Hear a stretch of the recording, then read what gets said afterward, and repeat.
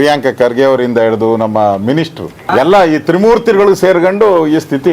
ಕಲಬುರಗಿ ಜಯದೇವ್ ಹೃದ್ರೋಗ ಆಸ್ಪತ್ರೆ ಮತ್ತು ಜಿಮ್ಸ್ ಆಸ್ಪತ್ರೆಯ ಮುಖ್ಯಸ್ಥರಿಗೆ ಆರ್ ಅಶೋಕ್ ಕ್ಲಾಸ್. ಕಲಬುರಗಿ ಜಯದೇವ್ ಮತ್ತು ಜಿಮ್ಸ್ ಆಸ್ಪತ್ರೆಗೆ ವಿರೋಧ ಪಕ್ಷದ ನಾಯಕ ಆರ್ ಅಶೋಕ್ ಭೇಟಿ. ನೀರಿನ ಸಮಸ್ಯೆಯಿಂದ ಜಯದೇವದಲ್ಲಿ ಸರ್ಜರಿ ಸ್ಥಗಿತ ಹಿನ್ನೆಲೆ ಅಶೋಕ್ ಭೇಟಿ ಪರಿಶೀಲನೆ. ರೋಗಿಗಳು ಹಾಗೂ ಅವರ ಸಂಬಂಧಿಕರನ್ನು ಭೇಟಿ ಮಾಡಿ ಸಮಸ್ಯೆಗಳನ್ನು ಆಲಿಸಿದ ಆರ್ ಅಶೋಕ್ ನಂತರ ಎರಡೂ ಆಸ್ಪತ್ರೆಯ ಮುಖ್ಯಸ್ಥರಿಗೆ ಹಿಗ್ಗಾಮುಗ್ಗಾ ತರಾಟೆಗೆ ತೆಗೆದುಕೊಂಡ ಅಶೋಕ್, ನೀರಿನ ಸಂಗ್ರಹ ಮಾಡಿಕೊಳ್ಳದೆ ಆಸ್ಪತ್ರೆಯನ್ನು ಅವ್ಯವಸ್ಥೆಯ ಕೂಪಕ್ಕೆ ತಳ್ಳಿದ್ದಿರಿ, ಇದರಿಂದ ನಿಮ್ಮನ್ನು ನಂಬಿಕೊಂಡು ಬರುವ ರೋಗಿಗಳ ಗತಿ ಏನಾಗುತ್ತೆ ಅಂತ ಗೊತ್ತಾ? ವೈದ್ಯರಿಗೆ ಹಾಗೂ ಆಸ್ಪತ್ರೆಯ ಮುಖ್ಯಸ್ಥರಿಗೆ ತರಾಟೆಗೆ ತೆಗೆದುಕೊಂಡ ಆರ್ ಅಶೋಕ್.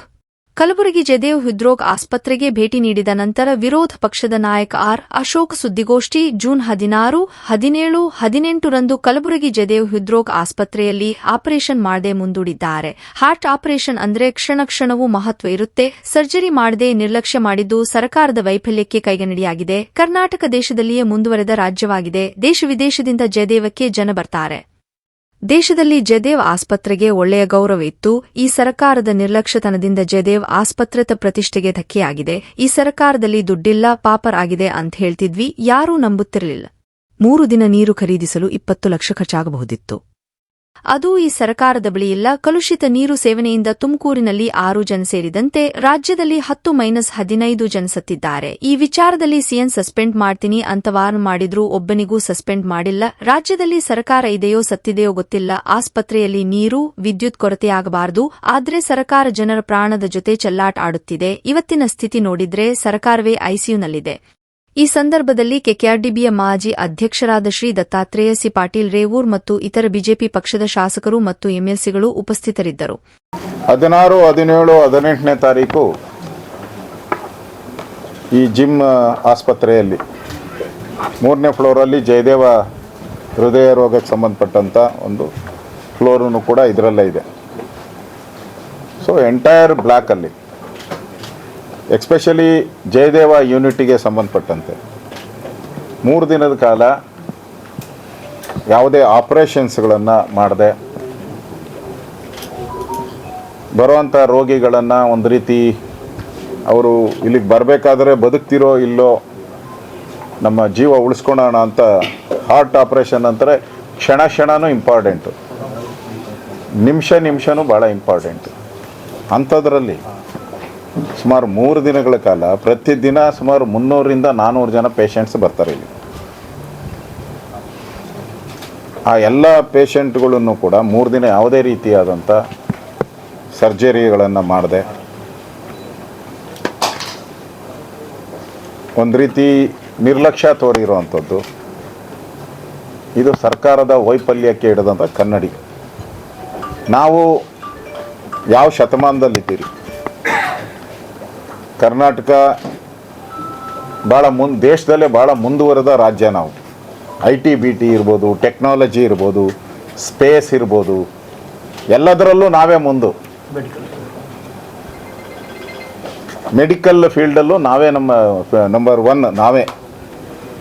ದೇಶ ವಿದೇಶದಿಂದ ಜಯದೇವಗೆ ಸಂಬಂಧಪಟ್ಟಂತೆ ಡಾಕ್ಟರ್ ಮಂಜುನಾಥ್ ಅವರು ಈಗ MP ಆಗ್ಬಿಟ್ಟಿದ್ದಾರೆ. ಅವರು ಬೇರೆ ನೈಜೀರಿಯಾ, ಬೇರೆ ಆಫ್ರಿಕನ್ ಕಂಟ್ರೀಸಿಂದ, ಬಾಂಗ್ಲಾದೇಶ, ಪಾಕಿಸ್ತಾನ ಎಲ್ಲ ಕಡೆಯಿಂದ ಪೇಷಂಟ್ ಬಂದು ಒಂದು ಗೌರವವನ್ನು ಜಯದೇವ ಸಂಸ್ಥೆಗೆ ಒಂದು ದೊಡ್ಡ ಗೌರವ ಇತ್ತು ಇಡೀ ದೇಶದಲ್ಲಿ. ಮತ್ತು ಇಡೀ ದೇಶದಲ್ಲಿ ನೀವು ಯಾವುದೇ ಆಸ್ಪತ್ರೆ 250 ಬೆಡ್ ಆಸ್ಪತ್ರೆ ಇರುವಂಥದ್ದು ಇಡೀ ದೇಶದಲ್ಲೇ ಇಲ್ಲ, ಹೃದಯಕ್ಕೆ ಸಂಬಂಧಪಟ್ಟಂಥದ್ದು. ಅಂಥ ಒಂದು ಪ್ರತಿಷ್ಠೆಗೆ ಇವತ್ತು ಧಕ್ಕೆ ಬಂದಿದೆ. ಅದು ಸರ್ಕಾರದ ನಿರ್ಲಕ್ಷ್ಯದಿಂದ. ಕುಡಿಯೋ ನೀರು, ಆಪರೇಷನ್ ಥಿಯೇಟರ್ಗೆ ನೀರಿಲ್ಲ, ಪೇಷಂಟ್ಗಳಿಗೆ ನೀರಿಲ್ಲ. ಈ ಸ್ಥಿತಿ ಬಂದ್ಬಿಟ್ರೆ ನನಗನ್ಸ್ತತೆ, ನಾನು ಸದಾ ಹೇಳ್ತಾ ಇದ್ದೆ, ಯಾರು ನಂಬಕ್ಕೆ ತಯಾರಿಲ್ಲ. ಸರ್ಕಾರದಲ್ಲಿ ದುಡ್ಡಿಲ್ಲ, ಸರ್ಕಾರ ಪಾಪರ್ ಔಟಿದೆ. ನೋಡಿ, ಆಸ್ಪತ್ರೆ ನೀರು ಅಮ್ಮಮ್ಮ ಅಂದರೆ ಒಂದು 20 ಲಕ್ಷ ರೂಪಾಯಿ ಖರ್ಚಾಗ್ಬೋದು ಅಷ್ಟೇ. ಈ 3 ದಿನದಲ್ಲಿ ಟ್ಯಾಂಕರ್ ಮುಖಾಂತರ ಬೋರ್ವೆಲ್ ವಾಟರನ್ನು ತೊಗೊಂಡಿದ್ರೆ ಒಂದು 20 ಲಕ್ಷ ಖರ್ಚಾಗ್ಬೋದು. 20 ಲಕ್ಷ ಖರ್ಚು ಮಾಡೋಕ್ಕೂ ಇವ್ರ ಕೈಲಿ ಆಗ್ತಾ ಇಲ್ಲ. ಅಷ್ಟು ದರಿದ್ರ ಈ ಸರ್ಕಾರಕ್ಕೆ ಬಂದಿದೆ ಅನಿಸ್ತೈತೆ. ಮತ್ತು ಈ ಸರ್ಕಾರ ಏನು ಬದುಕಿದೆಯಾ ಸತ್ತಿದೆಯಾ ಅಂತ ನಾನು ವಿರೋಧ ಪಕ್ಷದ ನಾಯಕನಾಗಿ ಸರ್ಕಾರನ ಕೇಳ್ತಾ ಇದ್ದೀನಿ. ಗಮನ ಹರಿಸ್ಬೇಕಲ್ಲ. ಇದೊಂದೇ ಅಂತಲ್ಲ, ಇಡೀ ರಾಜ್ಯದಲ್ಲಿ ಇವತ್ತು ಸುಮಾರು 10ರಿಂದ 15 ಜನ ಈ ಕಂಟ್ಯಾಮಿನೇಟೆಡ್ ವಾಟ್ರಿಂದ ಸತ್ತಿದ್ದಾರೆ. ನಾನು ಸ್ವತಃ CM ಅವರ ವರ್ಣದಲ್ಲಿ ಈ ಕಂಟ್ಯಾಮಿನೇಟ್ ವಾಟ್ರಿಂದ ಸತ್ತಿದ್ದಾರೆ. ನಾನು ಮೊನ್ನೆ ತುಮಕೂರಿಗೆ ಹೋಗಿದ್ದೆ, 6 ಜನ ಸತ್ತಿದ್ದಾರೆ. ಮಂತ್ರಿಗಳ ಏರಿಯಾ ಅದು, ಮಂತ್ರಿಗಳ ಏರಿಯಾ, 6 ಜನ ಸತ್ತಿದ್ದಾರೆ. ನಾನೇ ಸ್ಪಾಟ್ಗೆ ಹೋಗಿದ್ದೇನೆ. ಸಿದ್ದರಾಮಯ್ಯನವರು ವಾರ್ನಿಂಗ್ ಮಾಡಿದ್ರು, ಒಂದು ಮೀಟಿಂಗ್ ಕರೆದು, ಯಾರೇ ಈ ಥರ ಕಲುಷಿತ ವಾಟರನ್ನು ಕೊಟ್ಟರೆ ಜಿಲ್ಲಾಧಿಕಾರಿಗಳನ್ನು CEO ಸಸ್ಪೆಂಡ್ ಮಾಡ್ತೀನಿ ಅಂದರು. ಇದುವರೆಗೂ ಒಬ್ಬ ಜಿಲ್ಲಾಧಿಕಾರಿನ ಒಬ್ಬ CEO ಸಸ್ಪೆಂಡ್ ಮಾಡಿಲ್ಲ. ಸುಮಾರು 15 ಜನಕ್ಕೂ ಮೇಲ್ಪಟ್ಟು ಸತ್ತಿದ್ದಾರೆ. ಒಂದು ರೀತಿ ಈ ಸರ್ಕಾರ ಕುಡಿಯೋ ನೀರು ಕೊಡೋಕ್ಕೂ ಯೋಗ್ಯತೆಯನ್ನು ಕಳ್ಕೊಂಡಿದೆ ಅಂತ ಅನಿಸುತ್ತೆ. ಆಸ್ಪತ್ರೆಗೆ ಎಮರ್ಜೆನ್ಸಿ ನಾನು ಹೇಳ್ತಾ ಇರೋದು, ಕುಡಿಯೋ ನೀರು ಒಂದು ಕಡೆ ಏನೋ ಕಾಯಿಸಿ ಮಾಡಿ ಮನೆಯಲ್ಲಿ ಕುಡಿತಾರೆ ಅವರು. ಆಸ್ಪತ್ರೆ ಎಮರ್ಜೆನ್ಸಿ, ಆ್ಯಂಬುಲೆನ್ಸ್ ಇಲ್ಲ ಅಂದರೆ ಏನು ಸ್ಥಿತಿ ಆಗ್ಬೋದು. ಆಸ್ಪತ್ರೆ ಅಂದರೆ ಇದು ಇಸ್ ಎಮರ್ಜೆನ್ಸಿ ಅಂದರೆ ಎಲ್ಲ ಕಡೆ ಸ್ಟಾಪ್ ಆದ್ರೂ ಕೂಡ ಆಸ್ಪತ್ರೆಯಲ್ಲಿ ಯಾವುದೇ ಕಾರಣಕ್ಕೂ ವಿದ್ಯುತ್ ಶಕ್ತಿ ಇರ್ಬೋದು, ನೀರಿರ್ಬೋದು, ಹೋಗಬಾರ್ದು ಅನ್ನೋದು ಸರ್ಕಾರದ ನಿಲುವು. ಇದು ಮಾನವೀಯತೆ ಬೇರೆ, ಮನುಷ್ಯತ್ವ, ಅದಕ್ಕಿಂತ ಮನುಷ್ಯತ್ವ. ಒಂದು ಪ್ರಾಣ ಜೊತೆ ಚೆಲ್ಲಾಟ ಆಡುವಂಥ ಸ್ಥಿತಿಯನ್ನು ಈ ಸರ್ಕಾರ ಮಾಡಿದೆ ಅಂದರೆ ನನಗನ್ಸ್ತೈತೆ ಇಡೀ ಸರ್ಕಾರನೇ ಒಂಥರ ICUನಲ್ಲಿದ್ದಂಗೆ ಕಾಣಿಸ್ತೈತೆ. ಪೇಷಂಟ್ಗಳೆಲ್ಲ ICUನಲ್ಲಿರೋದು, ಸರ್ಕಾರನೇ ICUನಲ್ಲಿದೆ. ಇದು ಗಮನ ಕೊಡಬೇಕಾಯ್ತಲ್ಲ. 3 ದಿನ ಆದರೂ ಸರ್ಕಾರ ಎಚ್ಚೆತ್ತುಕೊಂಡಿಲ್ಲ ಅಂದರೆ ಇದಾಗಿದ್ದ 24 ಗಂಟೆಯಲ್ಲೇ ಸರ್ಕಾರಕ್ಕೆ ಮೆಸೇಜ್ ಹೋಗ್ಬೇಕಾಯ್ತಲ್ಲ. ಮಾಧ್ಯಮದವ್ರು ಸುದ್ದಿ ಮಾಡಿ, ಮಾಧ್ಯಮದಲ್ಲಿ ಟೆಲಿಕಾಸ್ಟ್ ಆದಮೇಲೆ ಸರ್ಕಾರ ಇನ್ನೂ ನನಗನ್ಸುತ್ತೆ ಮಂತ್ರಿಗಳು ಯಾರು ಬಂದೋಗಿದ್ದಾರಾ? ಯಾರು ಬಂದಿಲ್ಲ ಇನ್ನು ಮಂತ್ರಿಗಳು. ಮುಖ್ಯಮಂತ್ರಿ ಇದ್ರ ಬಗ್ಗೆ ರಿವ್ಯೂ, ಇಷ್ಟೆಲ್ಲ ಆಗಿದ್ರು ಒಂದು ರಿವ್ಯೂ ಮೀಟಿಂಗ್ ಇಲ್ಲ ಮುಖ್ಯಮಂತ್ರಿಗಳದ್ದು, ಒಂದು ರಿವ್ಯೂ ಮೀಟಿಂಗ್ ಇಲ್ಲ. ಉಪಮುಖ್ಯಮಂತ್ರಿಗಳು ಆಗಲೇ ಚನ್ನಪಟ್ಟಣ ಕಡೆ ಹೋಗ್ಬಿಟ್ಟವ್ರೆ, ಎಲೆಕ್ಷನ್ ಕಡೆ ಹೋಗ್ಬಿಟ್ಟವ್ರೆ. ಅವ್ರಿಗೆ ಯಾವ್ದು ಇಂಪಾರ್ಟೆಂಟು? ಎಲೆಕ್ಷನ್ ಇಂಪಾರ್ಟೆಂಟ್ ಆಯ್ತೇ ಹೊರತು ಜನಗಳ ಪ್ರಾಣ ಅವ್ರಿಗೆ ಇಂಪಾರ್ಟೆಂಟ್ ಅಲ್ಲ. ಇದು ಈ ಸಂಸ್ಥೆ ಗಳಿಸಿದಂಥ ಒಂದು ಪ್ರಶಸ್ತಿ ಏನಿದೆ ಅದಕ್ಕೆ ಇವತ್ತು ಅಗೌರವ ಬಂದಿದೆ. ಜಯದೇವದಲ್ಲಿ ಹಿಂದೆ ಡಾಕ್ಟರ್ ಮಂಜುನಾಥ್ ಅವರು ಒಂದು ಕೀರ್ತಿಯನ್ನು ತಂದಿದ್ರು. ಇವತ್ತು ಆ ಸಂಸ್ಥೆಯಲ್ಲಿ ಈ ಥರದ ಕಥೆ ಆಗ್ತಾ ಇರೋದು. ನಾನು ಡಾಕ್ಟ್ರನ್ನ ಕೇಳಿದೆ, ಅವರು ಇಲ್ಲ ಸರ್ ಏನೂ ಆಗಿಲ್ಲ, ಒಂದು 3 ದಿನ ಸ್ಟಾಪ್ ಮಾಡಿದ್ದೀರಿ ಅಷ್ಟೇ ಅಂತಾರೆ. 3 ಡೇಸ್ ಏನೂ ಆಗಿಲ್ಲ, 3 ದಿನ ಸ್ಟಾಪ್ ಮಾಡಿದ್ದೀನಿ. 3 ದಿನದ ಬೆಲೆ ಗೊತ್ತಾ? ಪೇಷಂಟ್ಗಳಿಗೆ ನಮಗೆ ಏನಾದರೂ ಆಗಲಿ, ನಮಗೆ ಹೊಟ್ಟೆ ನೋವು ಬಂದರೆ ಅಥವಾ ಗ್ಯಾಸ್ಟ್ರಿಕ್ ಟ್ರಬಲ್ ಏನಾದರೂ ಅರ್ಧ ಗಂಟೆ ತಡೆಯೋಕ್ಕಾಗಲ್ಲ ನಮ್ಮ ಕೈಲಿ. ಇದೇ ಸ್ಥಿತಿ ಮುಖ್ಯಮಂತ್ರಿ ಮನೆಗೆ ಏನಾನು ಆಗಿದ್ದರೆ ನೀರಿನ ಸಮಸ್ಯೆ ಸುಮ್ಮನೆ ಇರೋರಾ? ಎಲ್ಲ ಅಧಿಕಾರಿಗಳಿಗೆ ಚಳಿ ಎಲ್ಲ ಬಿಡಿಸಿರೋರು.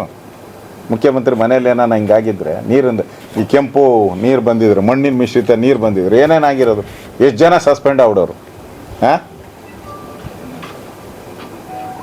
ಇಲಾಖೆ ಪ್ರಧಾನ ಕಾರ್ಯದರ್ಶಿಗಳೇ ಸಸ್ಪೆಂಡ್ ಆಗ್ಬಿಡೋರು, ಕಾರ್ಪೊರೇಷನ್ ಕಮಿಷನರ್ ಸಸ್ಪೆಂಡ್. ಇಲ್ಲಿ ಯಾರನ್ನ ಸಸ್ಪೆಂಡ್ ಮಾಡಿದ್ದೀರಾ ನೀವು? ಈ ಅನಾಹುತಕ್ಕೆ ಯಾರನ್ನ ಸಸ್ಪೆಂಡ್ ಮಾಡಿದ್ದೀರಾ? ಯಾರು ಸಸ್ಪೆಂಡ್ ಮಾಡಿದ್ದೀರಾ? ಯಾರನ್ನೂ ಇಲ್ಲ. No action. ಕೇಳಿದ್ರೆ 3 ಡೇಸ್ ಅಂತಾರೆ. ಹಿಂಗೆ ಮಾಡ್ತಾ ಇರ್ರಿ. ತಿಂಗಳಿಗೊಂದು 4 ದಿನ ಇದನ್ನೇ ಮಾಡ್ಕೊಂಡು ಹೋಗಿ. ಏನು ನಿಮ್ಗೇನು ಒಂದು 3 ದಿನದ ಬೆಲೆ ಇಲ್ಲ ಅಂದರೆ ತಿಂಗಳಿಗೆ 3 ದಿನ ಮಾಡ್ಕೊಂಡು ಹೋಗಿ. ಹಿಂಗೆ ಗೌರವ ಬರುತ್ತೆ ಸರ್ಕಾರಕ್ಕೆ.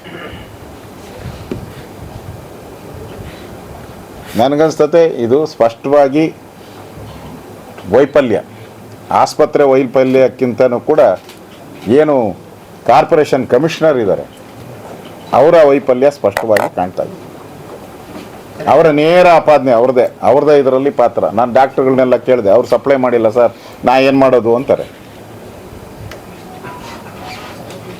ಅಂದರೆ ಇಲ್ಲಿ ಯಾರೂ ಕೂಡ ಜವಾಬ್ದಾರಿಯನ್ನು ಹೊರೋವಂಥದ್ದಕ್ಕೆ ಸಿದ್ಧ ಇಲ್ಲ. ಈ ಇನ್ಸಿಡೆಂಟ್ಗೆ ಯಾರು ಕೂಡ ಜವಾಬ್ದಾರಿಯನ್ನು ಹೊರೋದಕ್ಕೆ ಸಿದ್ಧ ಇಲ್ಲ. ಒಬ್ಬರ ಮೇಲೆ ಒಬ್ಬರು ಹೇಳ್ತಾರೆ.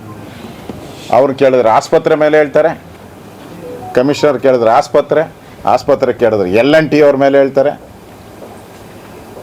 L&T ಅಂತವರು ಒಂದು ಮಣ್ಣಿನ ವಾಟರ್ನ ಪ್ಯೂರಿಫೈ ಮಾಡೋ ಶಕ್ತಿ ಇಲ್ಲ ಅಂದರೆ ಏನು ಪರಿಸ್ಥಿತಿ, ಏನು ಪರಿಸ್ಥಿತಿ?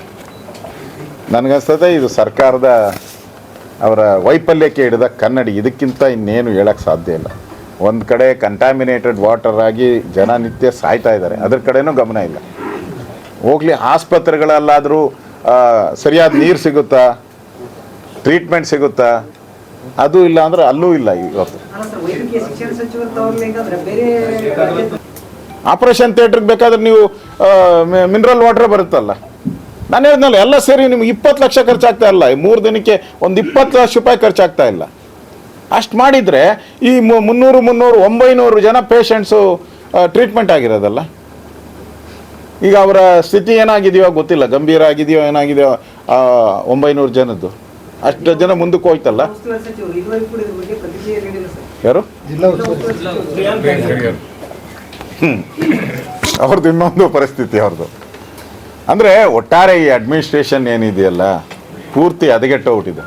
ಪೂರ್ತಿ ಖರ್ಗೆ ಅವರ ಪ್ರಿಯಾಂಕ ಖರ್ಗೆ ಅವರಿಂದ ಹಿಡಿದು ನಮ್ಮ ಮಿನಿಸ್ಟ್ರು ಅವರು ಇಲ್ಲಾರೆ ಅಲ್ಲ. ಏನೋ ಬೇರೆ ಹೆಲ್ತ್ ಮಿನಿಸ್ಟ್ರಿ ಎಲ್ಲೋ ಬೇರೆಯವರು ಅಂತ ಹೇಳಿದ್ರೆ ಪರವಾಗಿಲ್ಲ. ಹೈಯರ್ ಮಿನಿಸ್ಟರ್ ಅವರೇ. ಇದು ಮೆಡಿಕಲ್ ಕಾಲೇಜು, ಇದು ಅವರ ಅಡಿಯನ್ನೇ ಬರೋದು. CM ಸಲಹೆಗಾರ ಯಾರು? ಎಲ್ಲ ಈ ತ್ರಿಮೂರ್ತಿಗಳು ಸೇರ್ಕೊಂಡು ಈ ಸ್ಥಿತಿ. आप देख रहे हैं गुलबर्गा की आवाज न्यूज चैनल, सबसे तेज और सबसे आगे।